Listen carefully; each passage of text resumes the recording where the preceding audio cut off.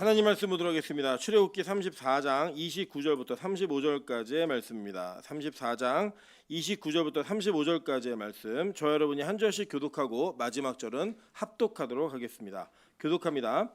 모세가 그 증거의 두 판을 모세의 손에 들고 시내산에서 내려오니 그 산에서 내려올 때 모세는 자기가 여호와와 말함으로 말미암아 얼굴 피부에 광채가 나나 깨닫지 못하였더라. 아론과 온 이스라엘 자손이 모세를 볼 때 모세의 얼굴 피부에 광채가 남을 보고 그에게 가까이 하기를 두려워하더니 모세가 그들을 부르매 아론과 회중의 모든 어른이 모세에게로 오고 모세가 그들과 말하니 그 후에야 온 이스라엘 자손이 가까이 오는지라. 모세가 여호와께서 시내산에서 자기에게 이르신 말씀을 다 그들에게 명령하고 모세가 그들에게 말하기를 마치고 수건으로 자기 얼굴을 가렸더라. 그러나 모세가 여호와 앞에 들어가서 함께 말할 때에는 나오기까지 수건을 벗고 있다가 나와서는 그 명령하신 일을 이스라엘 자손에게 전하며 합독합니다. 이스라엘 자손이 모세의 얼굴에 광채를 보므로 모세가 여호와께 말하러 들어가기까지 다시 수건으로 자기 얼굴을 가렸더라. 아멘. 네, 우리 주변에 있는 분들에게 이렇게 한번 인사드리겠습니다. 얼굴이 모세 같으십니다. 네, 우리 모세와 같이 빛나는 얼굴이시기를 소망합니다. 이 땅을 살아가면서 우리가 어떻게 생겼느냐보다도 그 사람의 표정이 어떤가가 더 중요할 때가 있습니다. 그래서 많이 웃고 환하게 인사를 할 줄 아는 얼굴은 그렇게 이렇게 객관적인 기준으로 이렇게 별로 못나 보여도 예쁘게 보이는 얼굴이 있고요. 정말 예쁜 얼굴임에도 불구하고 맨날 찡그리고 다니는 얼굴은 남들에게 불쾌감을 주기 때문에 예쁜 얼굴로 우리가 부르지 않습니다. 우리 그런 의미에서 빛과 소금교회 모든 성도는 다 아름다운 얼굴과 멋있는 얼굴이 되시기를 소망합니다. 다시 한번 웃는 얼굴로 주변에게 인사하겠습니다. 당신의 얼굴이 모세와 같습니다. 네, 그런 교회 되기를 주님의 이름으로 축원합니다. 네, 오늘은 출애굽기 34장 29절부터 35절까지의 말씀을 가지고 가린 것과 벗는 것이라는 제목으로 하나님 말씀 증거하도록 하겠습니다. 우리가 계속 살펴봤듯이 이 출애굽기는 하나님께서 이스라엘 백성들을 어떻게 건지시는가를 통하여 창세기에 이야기했던 개인적 차원의 구원이 공동체의 구원으로 어떻게 이어지는가를 설명하고 있습니다. 그러니까 이 창세기건 출애굽기건 어떤 성경이건 간에 모든 성경은 우리의 구원이 어떻게 이루어지는가를 우리에게 설명하는 책입니다. 그래서 우리는 이것을 살펴보면서 이 안에 나타난 어떤 사건이나 상황을 통해 도덕 윤리적 교훈적 관점의 이야기를 캐내는 것이 아니라 그 안에서 말하고 있는 구원의 원리가 무엇인지를 알아내는 것이 너무나 중요합니다. 그렇게 성경을 바라보고 이해하는 것은 성경 읽기를 올바르게 하는 것입니다. 이것이 사실은 어려운 작업입니다. 설교하는 사람도 그냥 성경 본문 읽고 그 안에서 우리가 교훈될 만한 몇 가지 찍어서 첫째, 둘째, 셋째 설교하면 사실 설교 준비 너무 행복할 것 같습니다. 이게 어렵지 않고. 그런데 진짜로 이 말씀이 가지고 있는 의미가 무엇인가를 살피려고 하면 이 본문 하나만 가지고도 여러 성경들을 여행해야 하고 그 성경에 말하고 있는 참뜻이 무엇인가를 다시 한번 점검하고 또 그것이 전달돼도 되는 것인가를 다시 한번 확인해야만 하는 여러 가지 작업들을 거칩니다. 그러다 보면 그 거치는 과정 속에서 하나님께 주신 은혜도 발견하기도 하지만 때로는 그 과정 자체가 힘들 때 갖는 설교자로서의 고통이 있습니다. 요 근래에 저희 두 아이가 목사가 되고 싶다라고 이야기합니다. 왜 그러냐고 물어봤더니 설교하는 게 너무 멋있다고 얘기합니다. 그래서 야, 설교하는 게 얼마나 힘든 일인데 라고 얘기하면서 이 아이들에게 그 길을 가지 않기를 이렇게 제가 권면했는데 사실 그렇게 쉬운 길은 아니지만 그 쉬운 길이 아닌 그 속에서 발견한 진리는 저와 여러분의 영혼의 자유함을 주기 때문에 이것은 충분히 투자할 만한 가치가 있습니다. 오늘도 여기 이 나타난 본문이 어떻게 보면 신비스러운 이야기이고 또 다들 한 번쯤은 들었던 이야기이기 때문에 모세 얼굴에 광채가 났네 라는 것으로 끝내실 수도 있습니다. 그러나 신약 성경은 이 본문을 너무나 정확하고 분명하게 해석해주고 있습니다. 오늘 이 장면을 통해서 우리가 이 본문 안에서 발견해야 될 참 진리가 무엇인지를 다시 한번 경험하시는 귀한 시간 되기를 주님의 이름으로 축원합니다.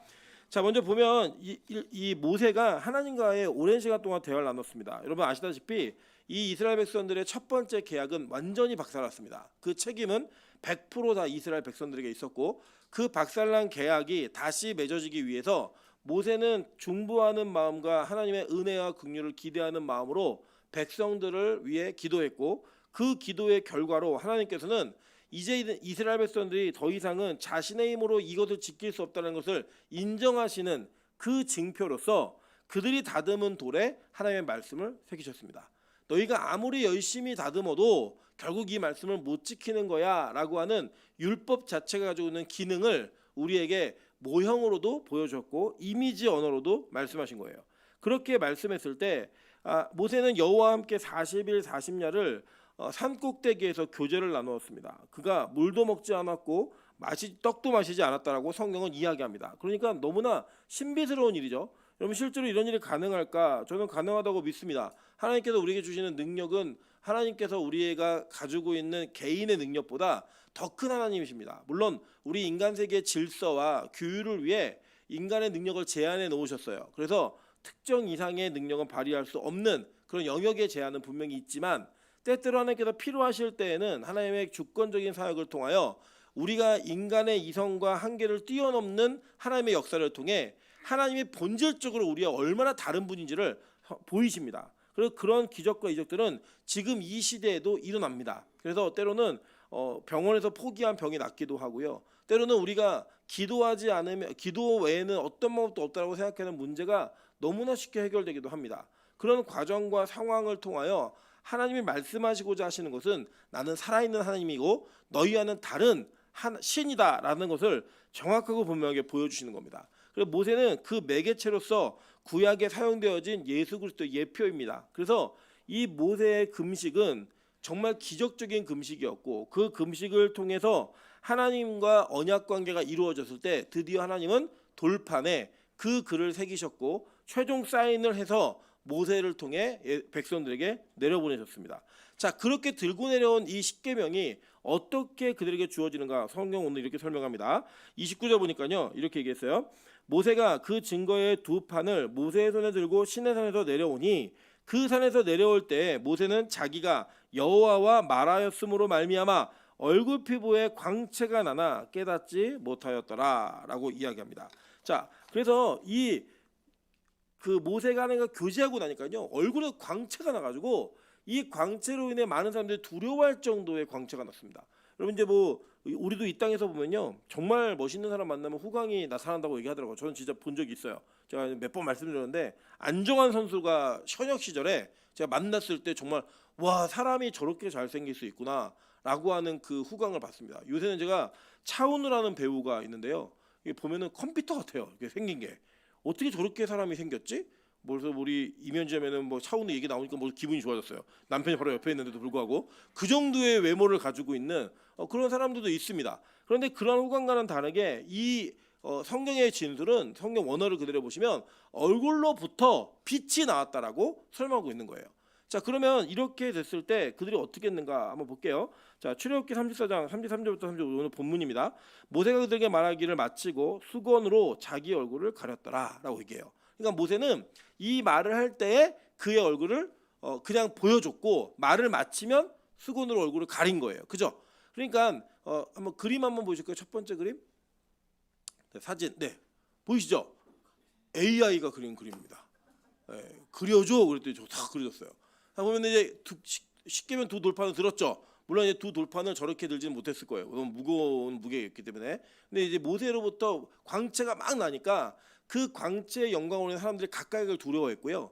두려워하는 과정 속에 모세가 부릅니다. 일부러 부르니까 여기 어른이 같다는 표현은 장로가 같다라고 이해하시면 돼요. 장로들이 다 와서 대화를 나누고 그 대화가 끝난 이후에는 수건으로 얼굴을 가렸다고 얘기하는데 이 수건이라고 하는 단어가 히브리어는 마수웨라는 단어인데 덮개, 너울이라는 뜻도 같이 포함하고 있습니다.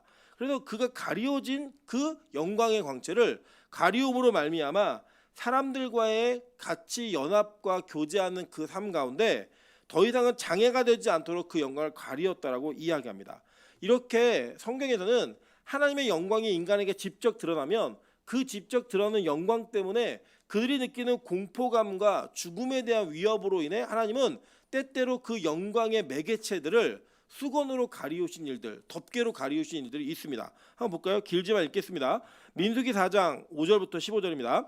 진영이 전진할 때 아론과 그의 아들들이 들어가서 칸 막는 휘장을 걷어 증거궤를 덮고 그 위에 해달의 가죽으로 덮고 그 위에 순천새 보자기를 덮은 후에 그 채를 꿰고 진설병의 상에 청색 보자기를 펴고 대접들과 숟가락들과 주발들과 붓는 잔들을 그 위에 두고 또 항아리 진설하는 떡을 그 위에 두고 홍색 보자기를 그 위에 펴고 그것들을 해달의 가죽 덮개로 덮은 후에 그 채를 꿰고 청색 보자기를 취하여 등잔대와 등잔들과 불집게들과 불똥 그릇들과 그 쓰는 바 모든 기름 그릇을 덮고 등잔대와 그 모든 기구를 해달의 가죽 덮개 안에 넣어 매는 틀 위에 두고 금 제단 위에 청색 보자기를 펴고 해달의 가죽 덮개로 덮고 그 채를 꿰고 성소에서 봉사하는 데 쓰는 모든 기구를 취하여 청색 보자기에 싸서 해달의 가죽 덮개로 매어 덮어 매는 틀 위에 두고 제단의 제를 버리는 그 제단 위에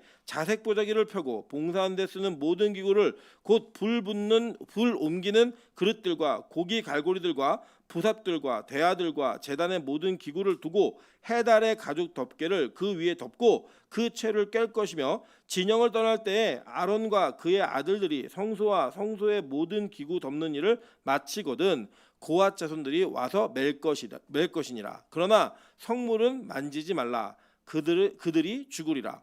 회막 물건 중에서 이것들은 고앗 자손이 맬 것이며라고 얘기했어요. 자, 이건 뭘 얘기하는 거냐면 하나님의 거룩한 성소 안에 쓰이는 성물들이 있었어요. 그러니까 번제단도 있었고 여러 가지 도구들이 있었을 거 아니에요. 근데 이 지금 여기서 말하고 있는 설명하고 있는 내용들은 법궤라든지 떡상이라든지 성소 안에 두는 도구들을 주로 얘기하는 겁니다. 그 도구들을 쓸 때 그들은 그것을 제사장들만 쓰는 도구로 사용했고 하나님의 영광이 드러나는 도구로 그걸 썼어요. 그래서 거기서 무슨 일이 벌어졌냐면 죄사함의 문제가 있었고요.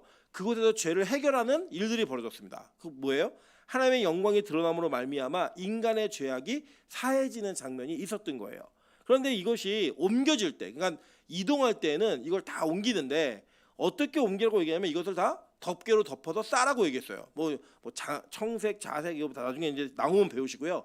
해달 가죽으로 싸가지고 보이지 않게 옮기는 거예요. 그래서 우리가 흔히 이해하시기 쉬우라고 벗개를 메고 갔다라고 얘기할 때 벗개를 그냥 그대로 메고 가잖아요. 그 그림은 다 잘못된 겁니다. 다 보자기로 싸고 이 원래 이 성막 그 법궤는 휘장막을 막는 휘장으로 쌌어요. 그리고 그 위에 해달 가죽을 입혀가지고 이제 이게 듀공이라고 하죠. 듀공의 가죽을 입혀서 싸가지고 보이지 않게 했습니다. 즉 영광이 드러나는 것 이것 자체를 막은 거예요. 그리고 이것을 보지 못하게 했고 이것을 거룩한 물건으로 취급하면서 거룩한 자가 거룩하지 않은 자가 거룩한 것을 접할 때에 그 접함으로 인해 죽을 수 있는 가능성 때문에 하나님은 이 경계선을 분명히 하셨습니다. 그래서 그 영광의 빛이 계속 비춰지는 게 아니라 필요할 때 비춰지고 또 그들이 접촉하지 않아야 될 때는 반드시 덮음으로 말미암아 그 경계선의 그 간격을 줄였어요.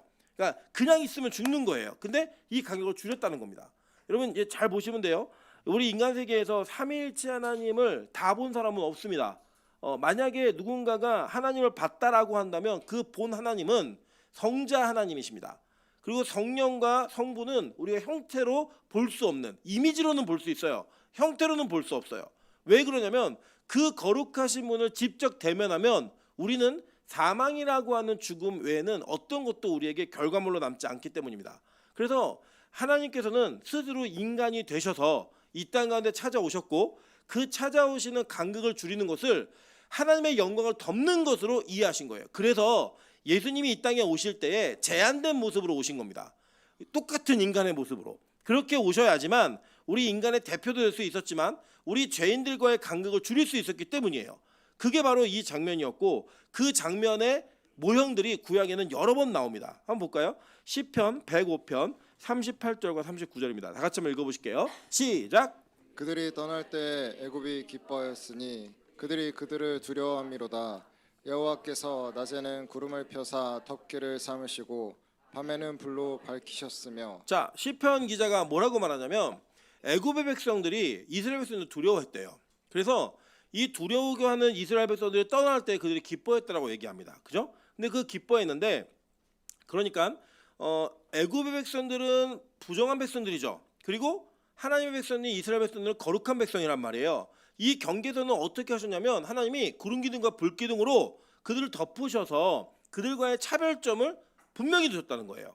그래서 이 덮여진 구름으로 말미암아 그들이 하나님의 영광 가운데 있음을 성경은 얘기했어요. 계속 볼까요? 이사야 4장 4절부터 6절입니다. 다 같이 한번 읽어보겠습니다. 시작. 이는 주께서 심판하는 영과 소멸하는 영으로 시온의 딸들의 더러움을 씻기시며 예루살렘의 피를 그 중에서 청결하게 하실 때가 됨이라. 여호와께서 거하시는 온 시온산과 모든 지폐 위에 낮이면 구름과 연기, 밤이면 화염의 빛을 만드시고 그 모든 영광 위에 덮개를 두시며 또 초막이 있어서 낮에는 더위를 피하는 그늘을 지으며 또 풍우를 피하여 숨는 곳이 되리라. 자, 이사야서에 보니까 그 영광이 드러났을 때 그 영광을 하나님께서 덮는 덮개를 두셨다고 얘기하죠. 그리고 실제로 이사야 6장에 보시면 천사가 날아가는 모습이 나오는데 그 천사의 그룹들이 날개가 6개가 있습니다. 6개인데 두 날개는 날았고요. 두 날개로는 자기 얼굴을 가려요. 그리고 두 날개로는 자기 발을 가리는 모습으로 날아갑니다. 그래서 그 영광의 장면 속에 일함과 자신의 얼굴을 가림 그리고 다리를 가림으로 죄악의 문제를 가림과 자기의 그 영광을 가리고 사역만 하는 일들을 온전하게 보임으로 말미암아 하나님께서는 그 영광이 우리의 인간 세계에 드러날 때 어떻게 드러나시게 하겠다라고 하는 그 사인을 분명히 주셨어요. 그러니까 구약에서는 이 영광이 어떻게 드러나냐? 이 영광은 덮개에 덮여져서 드러나게 되어 있습니다. 아주 특별한 대제사장들, 특별히 뭐 법궤 같은 거는요 누구만 볼 수 있었냐면 모세하고 아론만 볼 수 있는 거예요. 예, 나머지들은 그걸 볼 수 없어요. 보려면 어떻게 봐야 되냐? 덮개로만 보는 거예요. 그러니까 예상을 하는 거죠. 아, 저렇게 생겼겠구나, 저만한 사이즈구나, 저렇게 어떤 형태를 갖고 있겠구나, 이 정도의 개념을 알지만 그들은 명확하게 그것을 볼 수가 없었습니다. 하나님은 그렇게 구약이라는 그 시대 속에서 하나님의 영광을 가림으로써 인간이 그 영광에 최대한 가까이 갈 수 있게 만들어 주신 거예요. 그게 바로 하나님의 은혜였고요. 그 하나님의 사랑이었습니다. 여러분 우리가 뭐가 있냐면 이제 지금 이번에도 영유치부에서 정식으로 이렇게 그 뭔가 요청했어요. 교회에게 뭘 요청했냐면 지금 영유치부 아이들이 예배를 드리고 있는데 영아부 아이들이 이게 아주 애기잖아요. 기는 애들 조금 서 있으면 오래 못 서 있는 이런 애들인데 지금 우리가 중간방을 아이들에게 주고 거기서 예배를 드리게 하고 있는데 너무 이 모니터가 높다는 거예요. 아이들이 보기에.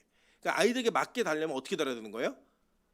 한참 아래로 달아야죠. 그래야 이 아이들이 보기가 편한데 높이 있으니까 애들 다 목이 꺾어지는 거예요. 그냥 어른들에게는 그게 낮다고 생각했지만 아이들에게 그것도 높은 거예요. 그러니까 그 TV는 원래 그냥 쓰려면 더 지금보다 높은 위치 달아도 괜찮아요. 어른들이 볼 때는. 근데 그건 어린들의 높이에서만 가능한 일이에요. 아이들의 높이에 맞추려면 어떻게 해야 돼요? 내려야 돼요. 그러면 어른들은 불편하겠죠. 그러나 아이들에게는 그렇게 해야지만 그것을 교육 도구로 사용할 수 있는 거예요. 여러분 이런 것처럼 하나님의 영광이 그대로 우리에게 드러나면 우리는 그 영광을 체험할 수도 없을 뿐더러 그 영광 체험하다 죽습니다. 그런데 하나님께서는 그 영광을 우리에게 체험하게 하시기 위해 최대한 그 영광을 가리셨고 그 가리우심을 통하여 가장 가까이 갈 수 있는 길을 여신 거예요. 그게 바로 수건으로 얼굴을 덮었던 모세의 모습입니다. 그런데 이 구약의 예언 속에 이후에 이 영광을 그대로 드러날 때가 있다라고 얘기하신 거예요. 자, 그 내용 한번 보도록 할게요. 자, 이사야 25장 6절부터 8절 한번 보도록 하겠습니다. 시작. 만군의 여호와께서 이 산에서 만민을 위하여 기름진 것과 오래 조장하였던 포도주로 연회를 베푸시리니 곧 골수가 가득한 기름진 것과 오래 저장하였던 맑은 포도주로 하실 것이며 또 이 산에서 모든 민족의 얼굴을 가린 가리개와 열방 위에 덮인 덮개를 제하시며 사망을 영원히 멸하실 것이라. 주 여호와께서 모든 얼굴에서 눈물을 씻기시며 자기 백성의 수치를 온 천하에서 제하시리라. 여호와께서 이같이 말씀하셨느니라 라고 얘기해요. 자기가 보니까 이거예요. 여러분 천국은 구약 성도나 신약 성도나 동일하게 소망하는 곳이었습니다. 지금 여러분이 읽으신 이 이사야 25장의 그 성경 구절은 지금 신약의 요한계시록에 얘기한 거는 천국과 똑같죠. 그죠? 이 구절이 그대로 나와요, 사실. 그러니까 동일한 거예요. 그러니까 이사야는 뭘 본 거예요? 천국을 보고 이거 쓴 거예요. 근데 그 천국을 보게 되는 그 순간에는 뭐가 벗겨진대요? 아까 이사야 4장에서는 하나님이 모든 영광에 덮개를 주셨다고 얘기했는데 천국이 진짜 오면 그 덮개를 제하셔서 열어버리신다는 거예요. 그럼 모든 게 그대로 다 드러나게 만드신다는 거예요. 그러니까 하나님의 구원이 어떻게 이루어지는 거냐면, 자 보세요. 죄가 있는 인간은 그 죄를 해결하기 위해 하나님의 영광에 최대한 가까이 가야 돼요. 근데 그 영광 자체가 그대로 드러나면 죄인은 그 부끄러움과 두려움 때문에 살 수가 없는 존재가 돼버려요. 그래서 구약에서는 이 영광을 최대한 가까이 갈 수 있도록 그 덮개를 가리웠어요. 그런데 신약으로 넘어가게 되면 어떤 일이 벌어지냐면, 하나님께서는 이 영광에 가까이 갈 수 있도록 죄인들을 그 죄로부터 구원하는 은혜를 통해 그 영광의 실체를 그대로 보게 만드신다라는 거예요. 그러니까 이제는 우리가 그것을 어렴풋이 그림자로 보는 게 아니라 실존과 실체로 볼 수 있게 만드신다라고 성경은 우리에게 정확하고 분명하게 말씀하고 있는 겁니다. 이게 왜 중요하냐면, 구약과 신약의 패러다임이 완전히 바뀌어지는데, 이전에는 덮개로 덮었던 그 덮개가 이제는 벗겨지는 덮개가 벗겨져서 그 영광 그대로 실체가 다 드러나게 만드신다라는 거예요. 여러분 잘 보시면 지금 이 모세는 하나님과의 영광의 교제를 통해서 그 영광이 자기에 좀 묻어났어요. 묻어나니까 이 땅에 내려왔을 때 얼굴로부터 뭐가 나와요? 광채가 나와서 볼 수가 없는 거예요. 너무 무서운 거예요. 너무 무서우니까 오히려 모세가 일로 가까이 오세요라고 말을 해야지만 올 수 있었어요. 와가지고 하나님이 전한 말을 다 듣습니다. 그러니까 모세는 10계명에는 10개의 계명만 쓰여 있는 거 아니에요. 돌판에는. 그걸 가지고 내려왔는데 실제로 하나님이 말씀하셨을 때 10계명만 딱 말하고 끝내셨어요? 아니잖아요. 여러 율법이 다 붙어 있잖아요. 그 하나하나를 다 얘기해 준 거예요. 이 율법이 이렇다고. 그걸 다 듣고 나니까 그 말이 끝나면 다시 뭐 했어요? 수건으로 얼굴을 가렸다고요. 그리고 다시 그 하나님과의 교제 속에서 말을 전달할 때는 또 빛이 나고, 이런 일이 반복되면서 그들이 필요한 때에만 하나님의 영광을 대면할 수가 있었어요. 그죠? 근데 신약에 가면 어떻게 하겠대요? 완전히 회복시키실 때 그러니까 저장했던 포도주와 기름진 것으로 연회를 베푸실 때는 그 영광의 덮개를 다 제하시며 사망의 권세를 멸하시고 모든 얼굴에서 눈물을 씻기고 자기 백성의 수치를 온천에 제하시리라 여호와께서 이같이 말씀하셨느니라. 이 말씀을 통하여 이제는 실체로 드러날 때는 모든 덮개를 다 벗겨버리겠다고 말씀하신 거예요. 자 보세요. 이 장면이 그대로 신약에 실현이 되어집니다. 한번 보도록 할게요. 자 마태복음 17장 1절부터 8절입니다.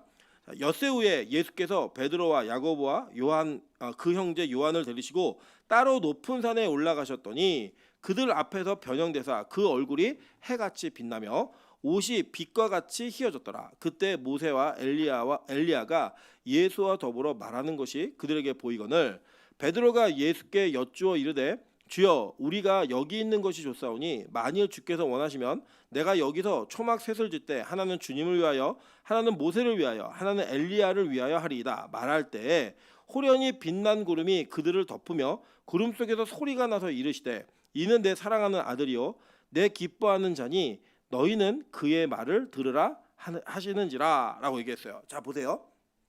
여기 보면 엿새우라는 단어가 있어요. 그죠? 근데 이 엿새 전에는 무슨 일이 있었을까요?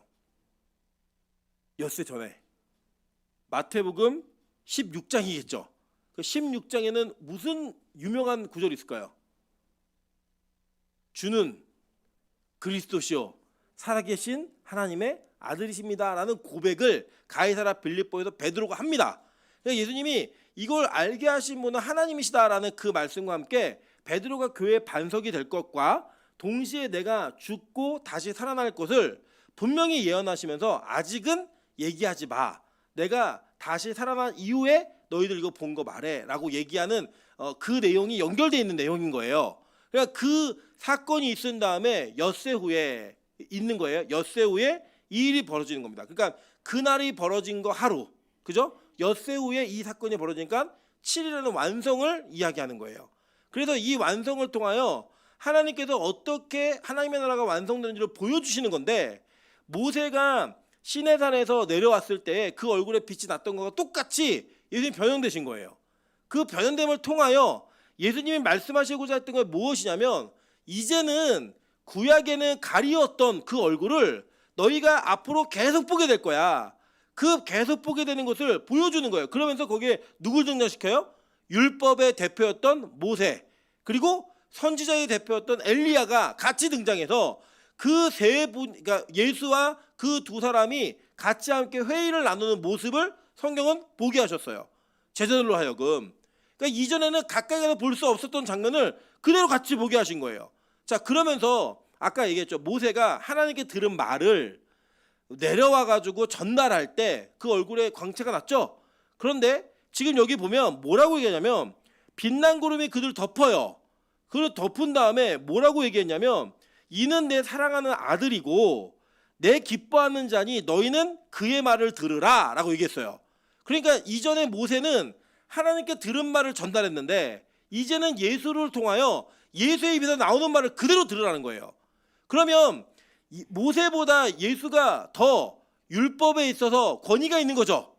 받은 말을 전달하는 것과 말하는 게 그것 자체가 전달이 되는 게 다른 거잖아요. 그러니까 지금 이 율법의 원래 저작자, 그러니까 율법을 제정하신 분이 누구라는 거예요? 예수라는 거예요. 이게 이거 그대로 보여주고 있는 거예요. 그래 보세요. 그 뒤에 이제 구절 읽을게요. 제자들이 듣고 엎드려 심히 두려워하니 예수께서 나와 그들에게 손을 대시며 이르시되 일어나라 두려워하지 말라 하시니 제자들이 눈을 들고 보매 오직 예수 외에는 아무도 보이지 아니하더라. 그러니까 율법의 대표였던 모세와 선지자의 대표였던 엘리야가 함께 있었는데 그 함께 있는 말씀 중에 구름이 덮이고 하나님의 음성이 들려진 이후에 어떤 일이 벌어졌냐? 그들이 너무 무서워서 엎드려 있었는데 예수님이 깨우시면서 일어나 보니까요 예수 외에는 아무도 없는 거예요. 그러니까 이 모든 완성이 누구에게 이루어진다? 예수에게 이루어진다는 걸 그대로 보여준 거예요. 이 사건을 동일하게 마가도 기록합니다. 한번 볼게요. 마가복음 9장 1절부터 10절입니다. 또 그들에게 이르시되 내가 진실로 너희에게 이르노니 여기 서 있는 사람 중에서 죽기 전에 하나님의 나라가 권능으로 임하는 것을 볼 자들도 있으리라 하시니라. 엿새 후에 이렇게 얘기해요. 자, 그러니까 아까 마태복음 16장에 있었던 사건 뒤에 어떤 사건이 또 하나 붙어 있냐면 뭘 얘기했냐면 예수님이 그 얘기한 다음에 하나님의 나라를 얘기한 다음에 야, 이 중에는 하나님 나라 볼 자가 있어. 이걸 얘기했어요. 그리고 진짜 그거를 엿새 후에 보여주신 거예요. 그러니까 지금 이 변화산 위에서 예수님이 변형하시면서 베드로와 요한과 안드레에게 보여주셨던 베드로와 야고보와 요한에게 보여주셨던 그 장면이 어디라는 거예요. 이게 하나님의 나라 천국이라는 거예요. 그거를 볼 자가 있다. 너 안 죽어도 이거 볼 자가 있어. 그러면서 이걸 보여주신 거예요. 볼게요. 자, 엿새 후에 예수께서 베드로와 야고보와 요한을 데리시고 따로 높은 산에 올라가셨더니 그들 앞에서 변현되사 그 옷이 광채가 나며 세상에서 빨래하는 자가 그렇게 희귀할 수 없을 만큼 매우 희어졌더라. 이에 엘리야가 모세와 함께 그들에게 나타나 예수와 더불어 말하거늘 베드로가 예수께 고하되 랍비여 우리가 여기 있는 것이 좋사오니 우리가 초막셋을 짓되 하나는 주를 위하여 하나는 모세를 위하여 하나는 엘리야를 위하여 하사이다 하니 이는 그들이 몹시 무서워하므로 그가 무슨 말을 할지 알지 못함이더라. 마침 구름이 와서 그들을 덮으며 구름 속에서 소리가 나되 이는 내 사랑하는 아들이니 너희는 그의 말을 들으라 하는지라. 문득 둘러보니 아무도 보이지 않고 오직 예수와 자기들뿐이었더라. 그들이 산에서 내려올 때 예수께서 경고하시되 인자가 죽은 자 가운데서 살아날 때까지는 본 것을 아무에게도 이르지 말라 하시니 그들이 이 말씀을 마음에 두고 서로 문의하되 죽은 자 가운데서 살아나는 것이 무엇일까 하고 얘기했어요. 자, 그러니까 예수님은 십자가의 사건에 이 하나님의 나라가 이루어지는 것이 십자가의 사건이 겪고 나야지만 부활의 사건이 있어야지만 이게 이루어진다고 얘기하신 거죠. 그런데 제자들은 부활은 한 번도 듣도 못했잖아요. 그냥 죽은 사람이 하는 게 도대체 무슨 뜻이야? 예수님이 죽었다 다시 산다고 얘기하셨는데 그게 무슨 뜻인지 이해를 못한 거예요. 지금 우리는 다 결론이 이루어지고 난 다음에 들으니까 이게 무슨 말인지 알지만 그때 당시에 제자들은 예수님이 죽는다고 생각 안 했다고요. 자기들과 함께 이 세상의 패왕이 되어서 나한테 영의정, 좌의정, 우의정 하나씩 줄 거야. 이걸 기대하고 있었다고요. 근데 그렇게 얘기하고 있는 자들에게 예수님이 내가 죽었다 살아난 이후에야 너 이게 본 게 뭔지 알고 이걸 깨달을 거니까 그때 가서 얘기해. 지금 말하지 마라고 얘기한 거예요. 그러니까 하나님의 나라를 보여주고 그 보여준 것이 무엇으로 성취되는가를 성경은 너무나 분명하고 명확하게 얘기하고 있는 거예요. 잘 보세요. 우리는 이 땅에 살아가면서 이 땅이 천국이 되길 바라요. 그래서 이 땅이 천국이 되길 바라는 소원함이 뭐냐면 하나님 로또 되게 해주세요. 하나님 큰 집 살게 해주세요. 그 이게 천국이지 이게 뭐가 천국이겠습니까? 이거 하는 거예요. 그래서 흔히 어떤 농담 같은 이야기가 교회 안에 있었냐면 천당 밑에 분당이 있다 그래가지고 분당에 사는 분들은 천당 밑에 살고 있는 사람들이다라고 얘기했어요. 왜요? 집이 좋고 비싸고 거기 그러니까 제가 그 방이동 출신입니다. 방이동 초등학교부터 살았는데 방이동에 이제 처음에 이사 갔을 때 그 방이동이라고 하는 올림픽공원 앞에가 저희 집 건물과 파출소 빼놓고 다 갈대밭이었어요. 그때 부동산 아저씨가 저희 어머니한테 권면했습니다. 저 개봉동에 있는 그 아파트 팔아가지고 여기 땅 사라고 그러면 대박 난다고. 근데 저희 어머니와 아버지는 그런 욕심도 없고 그런 배짱도 없으셔가지고 그걸 안 하셨어요. 어느 날 갑자기 주변이 막 개발되더니 이 방이동이 막 이게 땅 가치가 상승하기 시작하는 거예요. 그때 제 중학교 때 친구들이요. 그때 당시에 그 땅을 팔아갖고 방이동에 있는 집을 팔아갖고 그 중학교 때 어디가 개발됐냐? 분당이 개발됐어요. 분당으로 이사간 애들이 대박 났습니다. 여기서 한번 대박, 거기서도 대박. 그랬고요. 그곳에 간 사람들이 뭐라고 했냐면 다 우리 천당 갔다고 얘기했어요. 예, 천당 밑에 있는 곳이 분당이다 얘기했어요. 여러분 잘 보세요. 우리는 이 땅에서 내가 무언가 소유하는 것이 많아지고 그것이 더 가치 있어지면 그것이 천국 같은 삶이라고 우리는 여겨요. 근데 예수님은 천국을 보여줄 때 뭘 보여주셨냐면 이게 천국이야 라고 보여주면서 모세하고 엘리야를 보여주셨어요. 그리고 예수 그리스도의 얼굴에서 광채가 나고 그들의 옷이 휘어지는 걸 보여주셨다고요. 그러니까 우리가 꿈꾸고 있는 천당과는 사뭇 다른 이런 거예요. 그래서 제가 어렸을 때도 율동과 찬양을 하는 거 보면 뭐 천국에 가면 황금길이 있고 막 이런 찬양 많이 하면서 농담처럼 막 황금 들고 천국 가면 너 보도블록 들고 왔어 막 얘기한다는 그런 유치한 농담을 너무나 저희는 꿈꾸며 들었다고요. 정말 보석이 휘황찬란하고 이런 걸 막 봤는데 천국의 모습을 보여주신 예수님의 그 사역을 직접 보니까 그게 아니더라는 거예요. 그 여기에 담겨진 의미가 진짜 천국이라는 거예요. 뭐냐면 잘 보세요. 지금 율법이 두 번째 주어질 때는 하나님이 어떻게 주어진 거냐면 야 너희들 이거 못 지켜. 너희들 이 율법이 그대로 들어가면 다 죽어. 그러니까 이거를 싸고 덮어서 들어갈 수밖에 없는 거야 라고 얘기해요. 실제로 히브리어 원어를 다르게 이렇게 번역을 하면요. 이 덮은 게 모세만을 덮은 게 아니라 그 율법 자체를 덮었다라고 봐도 돼요. 그러니까 뭐냐 십계명 판을 덮은 거예요. 왜요? 그거를 그대로 보면 다 죽으니까. 그러니까 그 대표였던 모세가 그러니까 율법의 대표죠. 그러니까 이렇게 해석하나 저렇게 해석하나 별반 다를 게 없는 게 모세는 율법의 상징이잖아요. 그 상징이었던 모세가 그대로 우리에게 적용되면 우리 다 죽는다니까요.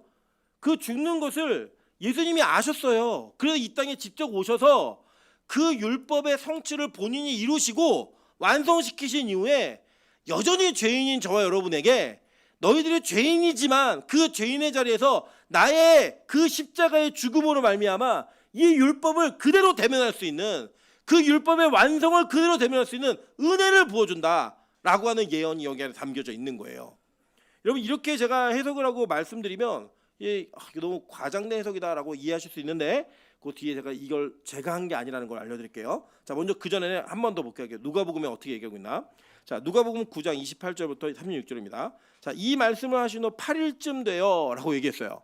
자 그러니까 아까 마태하고 마가는 엿새 후에라고 얘기했고 누가는 다르게 표현했는데 이거를 며칠 뒤라고 얘기했어요? 8일쯤 뒤에 이렇게 얘기했어요. 그러니까 제가 옛날에도 기억나시죠? 시간이 이렇게 안 되는데 유대인들은 하루에 이틀이 가잖아요. 그걸 계산해 갖고 사건이 벌어진 날에 저녁부터 시작했는지 아니면 이 사건이 나타난 날을 저녁으로 봤는지 우리는 잘 모르지만 분명히 그걸 더 껴넣었어요. 그래서 이 시간을 어떻게 땡겼냐면 8이라고 하는 숫자로 맞췄어요. 자, 8이라고 하는 숫자가 왜 중요하죠? 8일은 깨어진 안식이 완성되는 날이었잖아요. 자, 여러분 이거 제가 다시 한번 설명을 드릴게요. 우리가 주일날 예배를 드려요. 주일날. 근데 구약의 안식일은 언제예요? 토요일이에요. 제가 이거 왜 잘 설명하냐면 우리 최재훈 권사님이 그러니까 제7일 안식교가 더 성경적이라는 거예요. 그래서 화가 났어요. 아니다.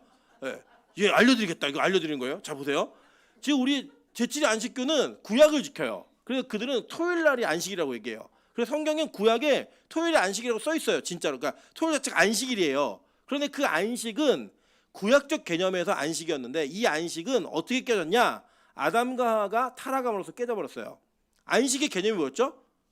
원래 자로 돌아가다잖아요. 근데 이 안식은 하나님은 예배 받으시는 분, 우리 예배하는 자 이렇게 돼가지고 그 안식의 개념이 온전히 유지가 되는 건 완전한 하나님과 우리와의 피조물과 창조주 사이의 관계가 형성되었을 때가 안식인 거예요. 근데 이 안식이 왜 깨졌어요? 아담과 하와가 선악과를 따먹고 내가 하나님처럼 될 거야 라고 얘기하는 바람에 이 관계가 깨져버렸어요. 근데 이 깨어진 안식은 그대로 두면 어떻게 돼요? 다 지옥이라고요. 그러니까 이 깨어진 안식을 회복하기 위해서 하나님은 원래부터 구약의 계획을 세우셨어요. 이 깨어진 안식을 내가 회복시킬 거야. 근데 그 회복은 무엇으로 우리에게 증명되냐면 대표적인 게 뭐냐? 우리 할례 언약. 할례 언약은 쪼개다라는 베리트라는 언약으로부터 나온 단어예요. 이 할례라고 하는 그것을 사람이 태어난 지 며칠 만에 해요? 8일 만에 해요.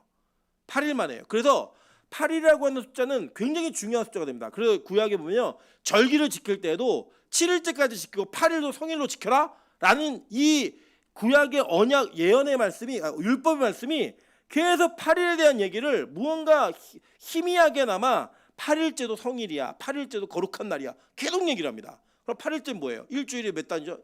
7일이잖아요. 일주일이. 그러면 토요일이 만약에 월요일 주일날이 시작이고 토요일이 안식일이었다면 8일째는 무슨 요일이에요?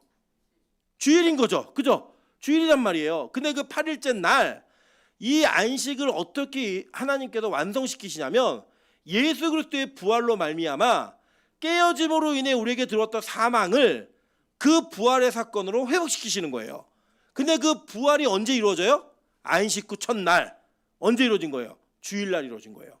그래서 예수 그리스도를 주로 믿는 모든 사람은 주일에 왜 예배를 드리냐면 이 주일이 예수님이 부활하심으로 말미암아 첫 번째 깨진 안식으로 인해 사망과 죽음이 우리 세계에 들어왔는데 그 모든 권세를 깨뜨려버린 날이에요.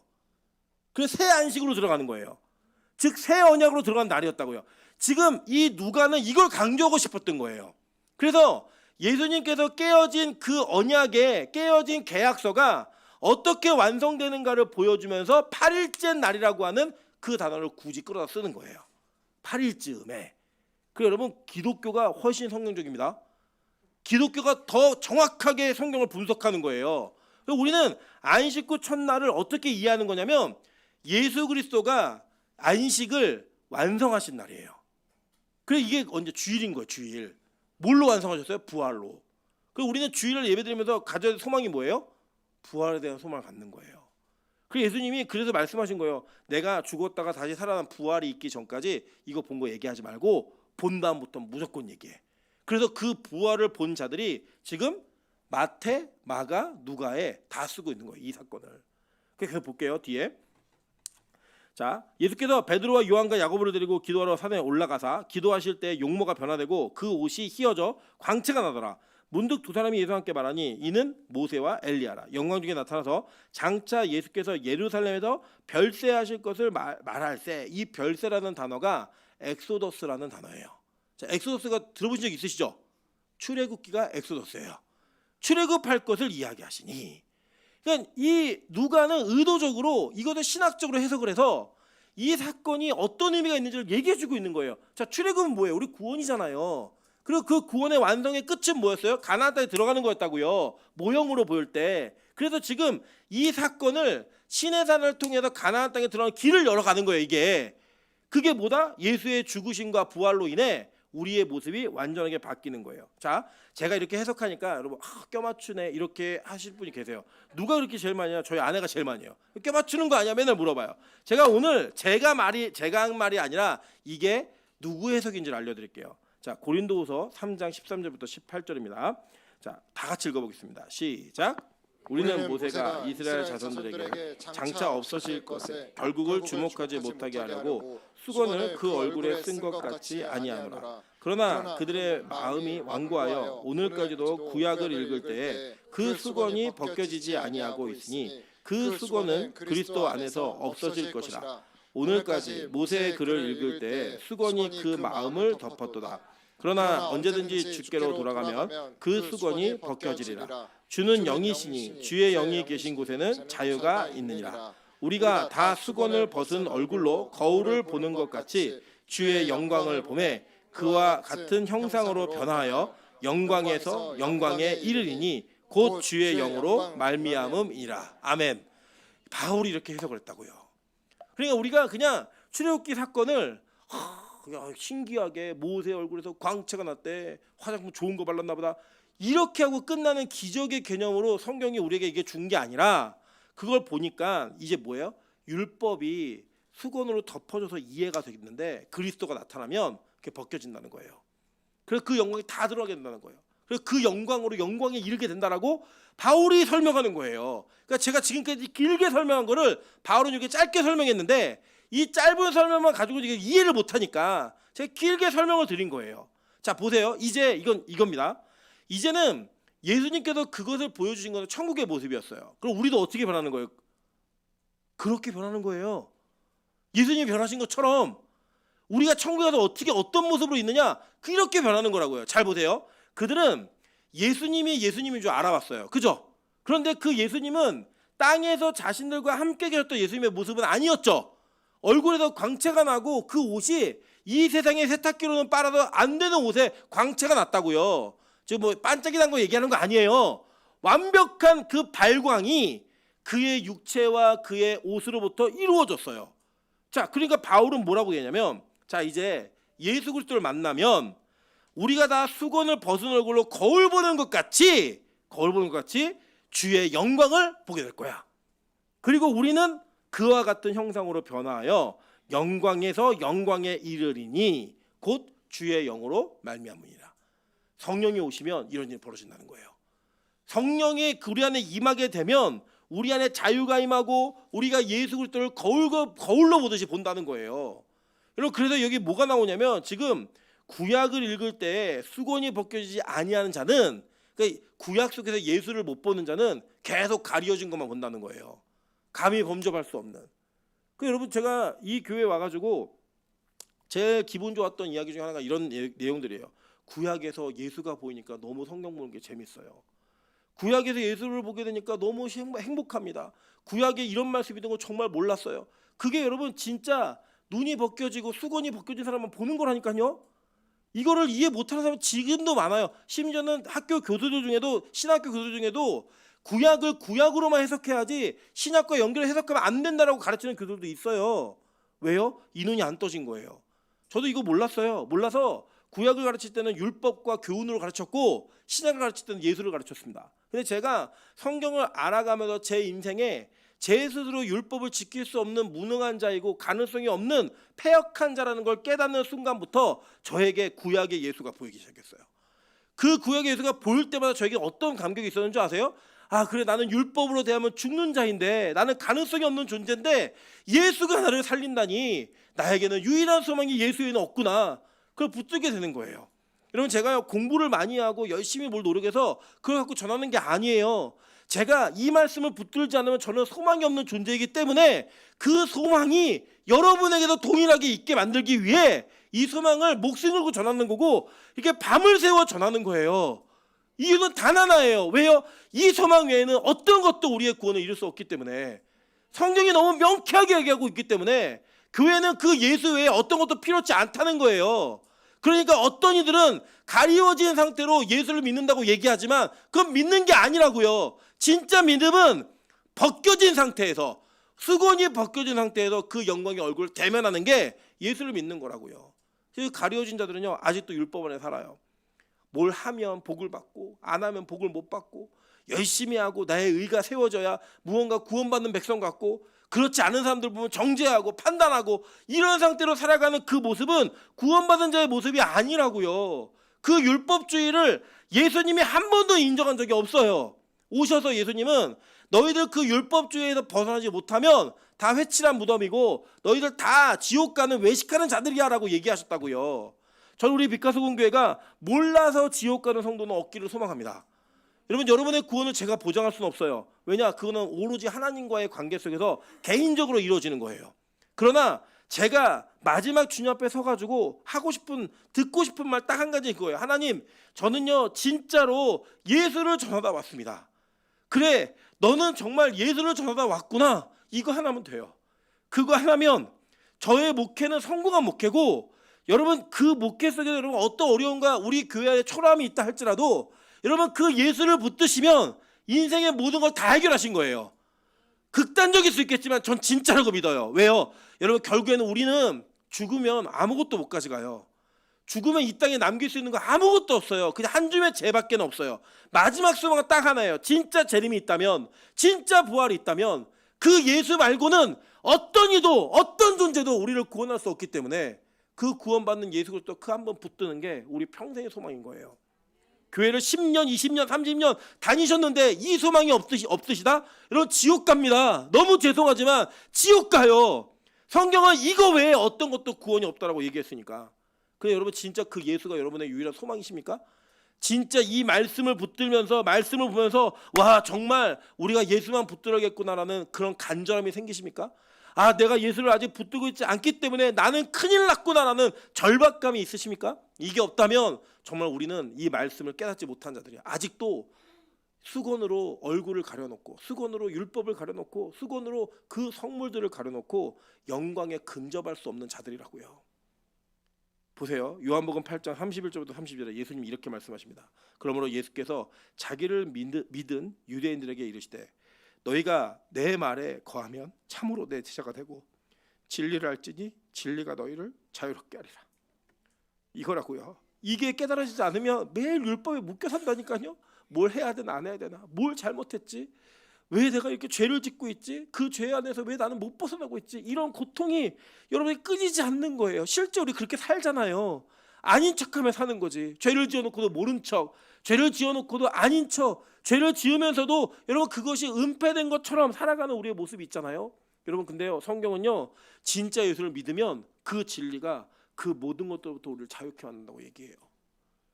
여러분 과거에 일어난 모든 사건과 죄 지은 사건 중에 뭐 하나가 들통나면 지금 있는 위치에서 모든 걸 다 잃을 만한 사건이 있지 않으세요? 여러분 그런 사건이 여러분의 인생 속에서 한 가지 두 가지가 연결돼서 누군가가 그 약점을 쥐고 있을 때 있는 불안함이 있지 않으세요? 그 불안함이요 예수 안에서 해결된다니까요. 그 진리는 그 자유함을 주는 거예요. 마음대로 사는 자유가 아니고요 죄로부터의 어떤 자유함을 주는가, 이게 바로 예수 그리스도의 은혜라고요. 성경 오늘 그걸 가르쳐주고 있는 거예요. 그 율법을 통해서. 로마서 8장 1절부터 4절 다 같이 큰 목소리로 읽습니다. 시작.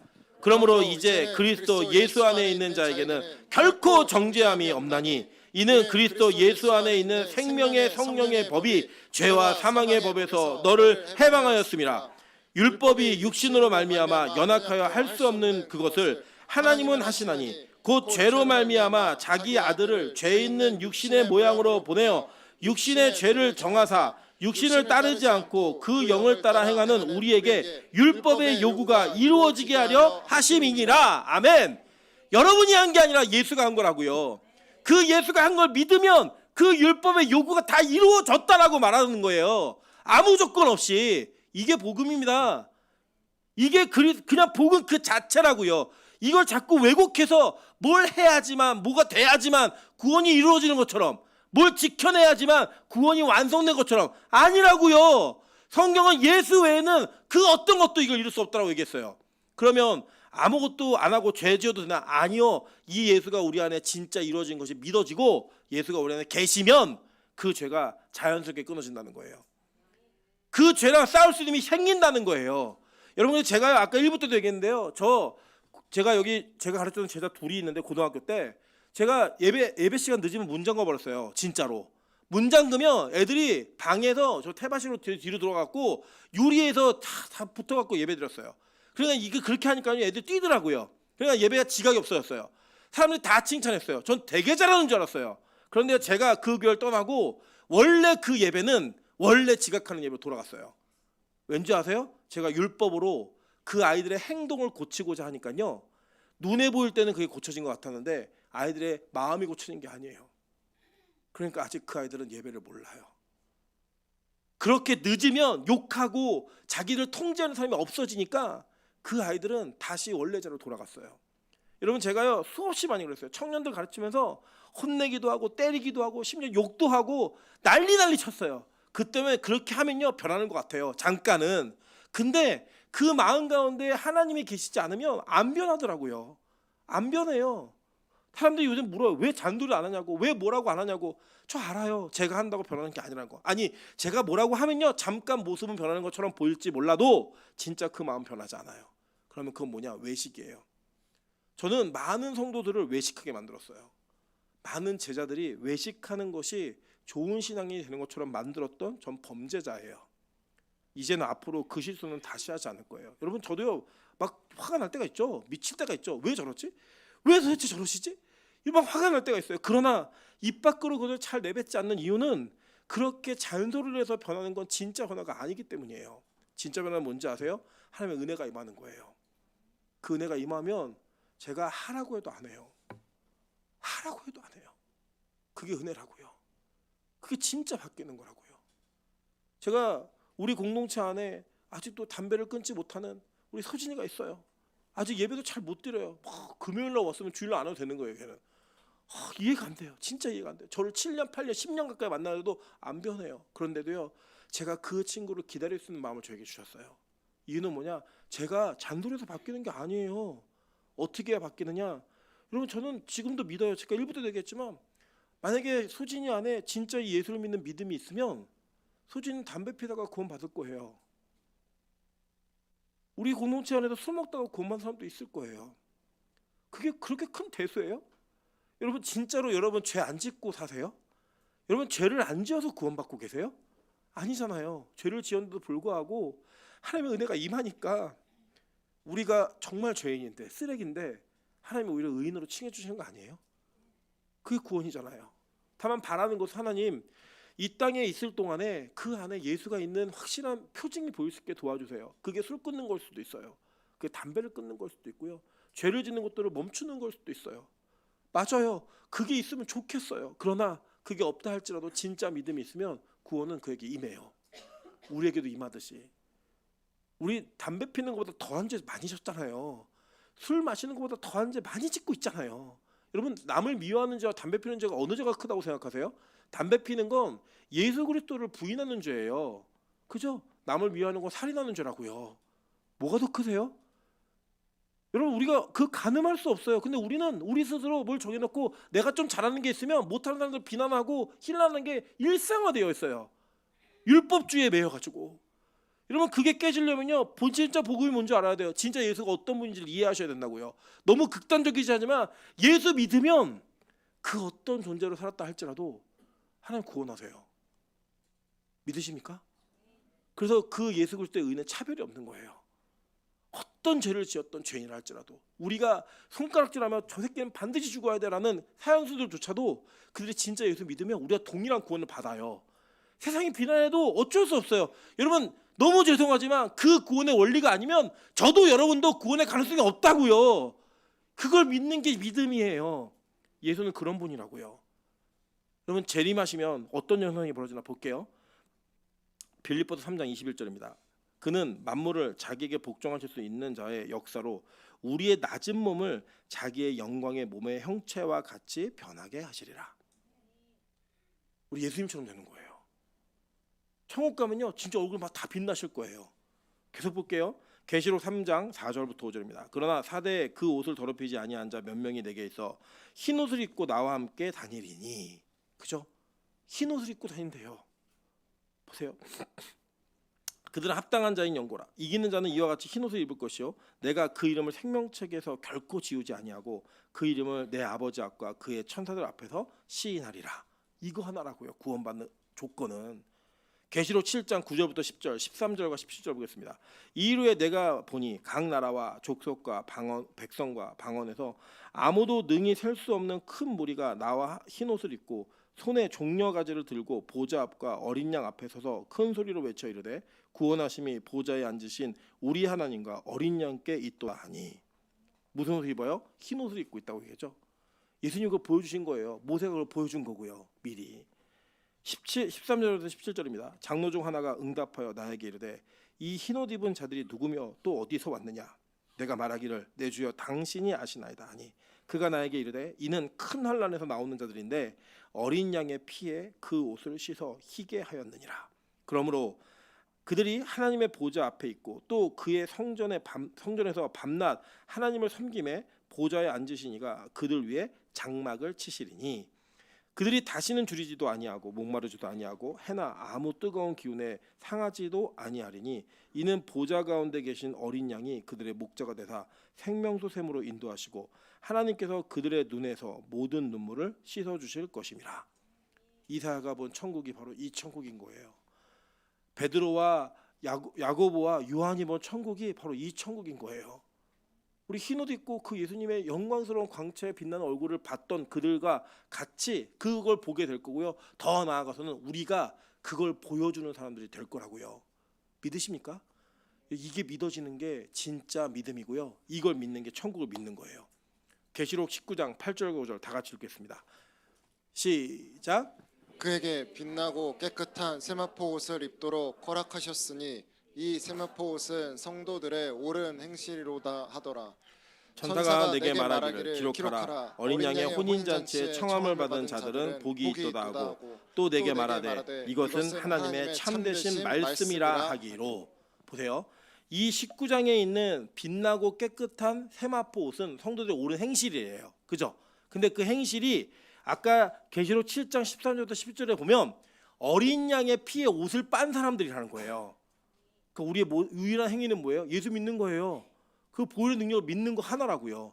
이 옳은 행실이 선행과 뭐 불쌍한 도와주고 이런 게 아니고요. 우리가 예수의 피에 우리의 옷을 빠는 거, 그 하나라는 거예요.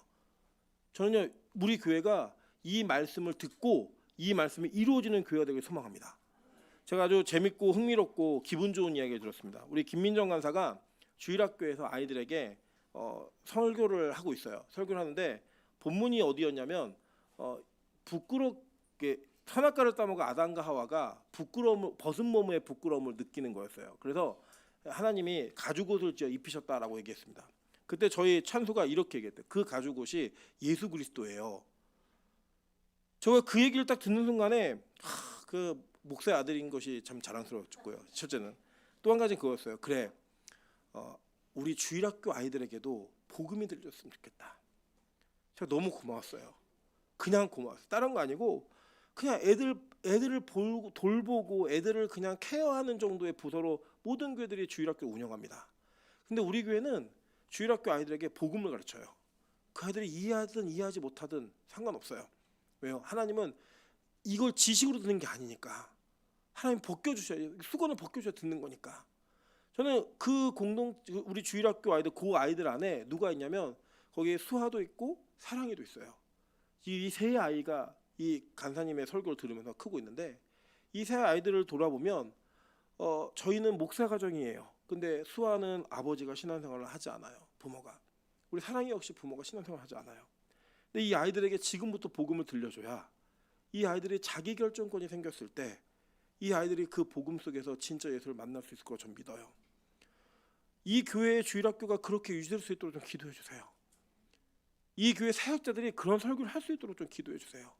어제 우리 동아 형제 그리고 명수 집사 그리고 우리 서군현 사모가 하늘에서 특송을 했어요. 어제 그 특송시키신 이유를 쭉 얘기하시면서 마지막에 이렇게 얘기하셨어요.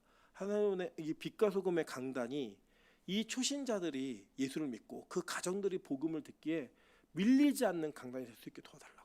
다른 것에 관심 갖지 않는 강단이 될 수 있게 도와달라고. 저 끝까지 그랬으면 좋겠어요. 제발 저를 위해 기도해 주실 때 다른 거 말고요. 하나님 끝까지 예수와 복음만 전하다가 죽는 사역자 될 수 있게 도와달라고 기도해 주세요.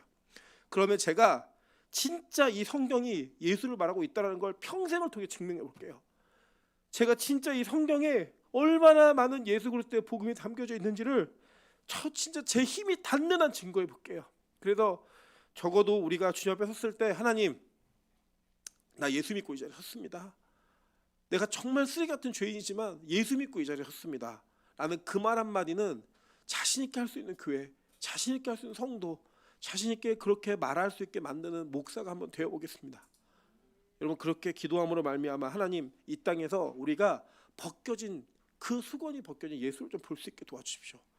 그 예수의 비밀을 알고 주님 앞에 설 수 있게 좀 도와주십시오. 맨날 예수 믿고 지평수 늘어나고 돈 많이 벌고 이런 거 말고요. 하나님 진짜 예수라고 하는 그 가치가 얼마나 큰 가치인지를 깨닫고 죽을 수 있게 좀 도와주십시오. 그렇게 설 수 있는 빛과 소금이 되기를 주님의 이름으로 축원합니다.